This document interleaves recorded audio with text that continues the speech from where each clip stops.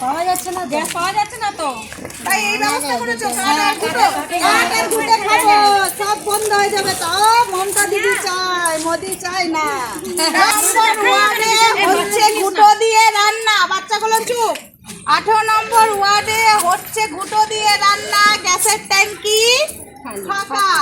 এই যে অবস্থা করেছে আমাদের দেশের প্রধানমন্ত্রী, তো তোমাদের কি বক্তব্য? আমরা কাঠে ঘুটে রান্না করব, খাবো, কাঠ পুড়িয়ে খাবো, কিন্তু মমতা দিদিকে চাই।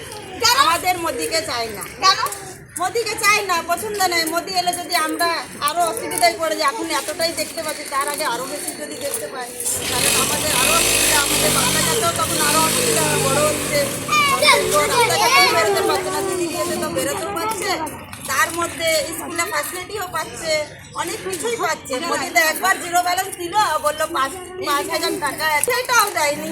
তো আমরা ওর উপরে বিশ্বাস নাই, আমরা চাই দিদিকে। আমরা এই রুটি খাবো, কিন্তু দিদিকে চাই। দিদি ছাড়া কিছু চাই না। খাবাই ছুটি পড়বো, কিন্তু দিদিকে চাই। 18 নম্বর ওয়ার্ডে রানীমাটি, এই যে দেখতেই পাচ্ছেন 18 নম্বর ওয়ার্ডের রাস্তার মাঝখানে চলছে ঘুটো দিয়ে রান্না, কাঠ দিয়ে রান্না, কিন্তু গ্যাস নেই। তাও তারা বলছে আমরা ঘুটো দিয়ে রান্নবো, কাঠ দিয়ে রান্নবো, তাও চাই মমতা দিকে, মোদিজিকে চাই না। মানে বিজেপি সরকার কি নাই দরকার, বিজেপি সরকার, বিজেপি সরকার, জয় বাংলা মাতা, মমতা ব্যানার্জি, অভিষেক ব্যানার্জি, জয় বাংলা, জয় বাংলা, জয় বাংলা। আগে কারা তৃণমূল, পেছনে কারা তৃণমূল, সামনে কারা তৃণমূল, সব জায়গায় তৃণমূল। বলে রে ভাই, আমরা কারা তৃণমূল, পেছনে কারা তৃণমূল, সামনে কারা তৃণমূল। খাচ্ছি না, খাবো এই রুটি, কিন্তু যাবো দিদির কাছে, পুরা থাক আর পরিষ্কার থাক আর কাঁচাই থাক, খাবো দিদির। বাড়ি ফিরছে স্কুল থেকে ঠিক টাইমে কাঠে রান্না করে খেতে দিতে পারছো? পারছো না? তাহলে এখন এই অবস্থা করে দিয়েছে আমাদের দেশের প্রধানমন্ত্রী গ্যাসের দাম বাড়িয়ে। তারপরেও কি আমরা আর ভোট দেব? ভোট দেব? তাহলে আমাদের দিদি ঠিক। আচ্ছা, বিজেপি বলছে বাংলায় এলে 3,000 টাকা দেবে লক্ষ্মীর ভান্ডার।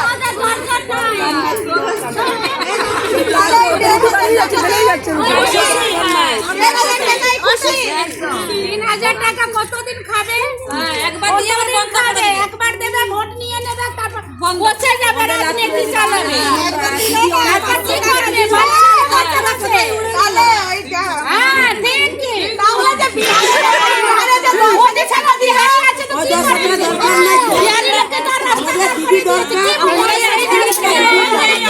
বিহারে যে বুলডোজার চালিয়ে দিল 10,000 টাকা দিয়ে।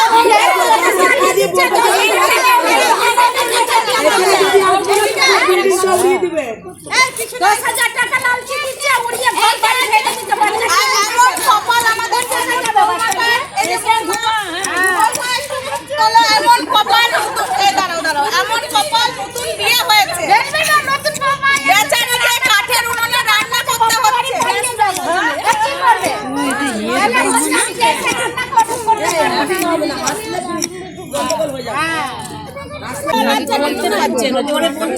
জোরে বলো।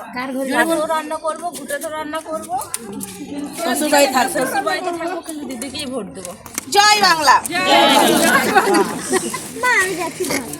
এখানে কি হয়েছে? ডাকলাম যেহেতু আমাদের এখানে জমাট হয়েছে, যেহেতু আমাদের গ্যাস সিলিন্ডার পাচ্ছি না, সবাই মহিলারা হেনস্থ আছে, তো এর জন্য আমরা আজকে এই প্রোগ্রামটা করেছি। যেহেতু এই খবরগুলো দিদি মোদির কাছে যাক আর দিদির কাছেও যাক, যেহেতু দিদি আমাদের লড়ছে আর দিদি লড়ছে আমাদের জন্য, আরও লড়বে। যেহেতু আমাদের সহযোগিতা চাই, কি আমাদের মহিলাদের জন্য যেটা অসুবিধা হচ্ছে, আমরা বানানো প্রোগ্রামটা করেছি। আর উনুনে তো আমি শুনলাম নাকি এখান থেকে অনেকেই বলছে দিদি উনুনে ভাত রান্না করছি। এখন উনুনেই রান্না করছে সবাই। সত্যি আমি ওই দিক দিয়ে আসছিলাম, তাহলে আমাদের ঘরেই রান্না হচ্ছে। চলো দেখি। এই যে দেখতে পাচ্ছ উনুনে রান্না হচ্ছে।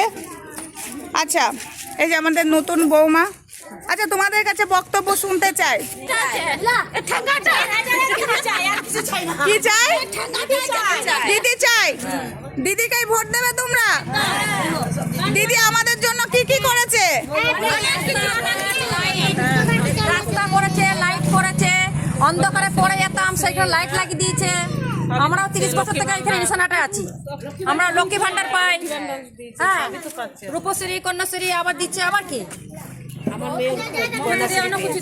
অনেক কিছু দিচ্ছে। হ্যাঁ, লাইট দিয়ে দিচ্ছে, জল দিচ্ছে, এগুলো আবার কি দিদির জন্য অনেক কিছু। না না দিচ্ছে, যত